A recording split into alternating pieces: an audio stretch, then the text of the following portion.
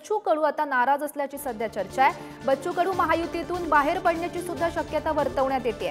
नवनीत राणांना पाडण्याचा प्रयत्न करणार असं आता बच्चू कडू म्हणतात। राणा यांना पक्ष बदलण्याची सवय आहे असं सुद्धा वक्तव्य बच्चू कडू यांच्याकडून केलं गेलंय आणि बच्चू कडू यांच्याशी संवाद साधलाय आमचे प्रतिनिधी छगन जाधव यांनी।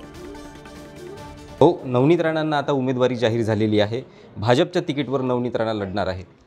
चांगलं आहे ना। आता ज्यांनी कार्यालय तोडले, भाजपचे बॅनर फाडले, त्या कार्यालयात जाऊन अंदर भाजपच्या कार्यकर्त्याला ठोकलं धरून, मला वाटते गुन्हे दाखल केले, पालकमंत्र्याला बालकमंत्री म्हटले। आता प्रवीण पोटेनं मस्त झेंडा घेऊन प्रचार करावं, नवनीत राणा तुम आगे बढ़ो हम तुम्हारे पीछे, इकडे लाता खायच्या आणि प्रचार करायचा। चांगलं केलं भाजपच्या नेत्यांनी।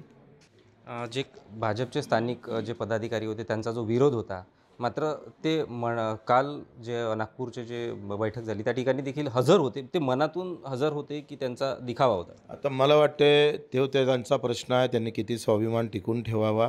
आणि मला असं वाटत नाही का देखावा म्हणून गेले असेल, पण मनातून मला नाही वाटत कोणी काम करेन त्यांचं। नवनीत राणाच्या विरोधात तुम्ही आता उमेदवार देणार का? सक्षम जर तुम्हाला उमेदवार मिळाला, एकतर उमेदवार सक्षम असन, चांगला भेटला तर उभं करू, नाहीतर जो उमेदवार यांना पाळन त्याला पाठिंबा देऊ। नवनीत राणांच्या विरोधात सातत्यानं तुमच्या विरोधी त्यांच्या भूमिका राहिलेल्या आहेत, त्यामुळे आता नवनीत राणांना भाजपकडून जर उमेदवारी मिळालेली आहे तर मात्र प्रहार याला कसं बघेल? आता तेच त्यांच्या विरोधात उभं राहायचं, काम करायचं, मेहनत करायची। नवनीत राणाला पाडायचं, नवनीत राणाला पाळायचं। त्यांचे एक एक शब्द आमच्या डोक्यात आहे, घरात जाऊन मारू,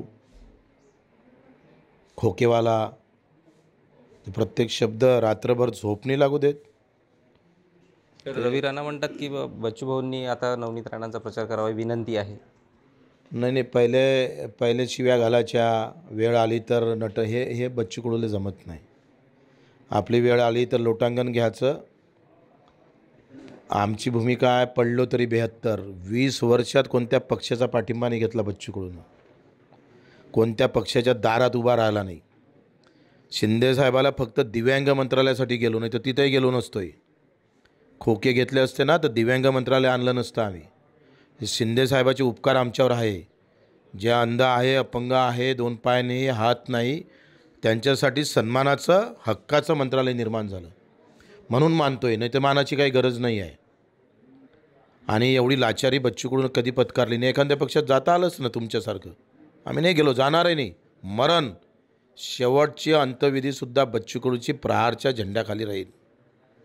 लोकसभा निवडणुकीदरम्यान बघितलं तर घटक पक्ष म्हणून तुम्हाला सहभागी केलेलं नाही आहे, त्यानंतर नवनीत राणांना विरोध केला नाही। त्यांची जी काही दडपशाही, हुकुमशाही आहे ती त्यांना करू द्या, आम्ही आमची करू।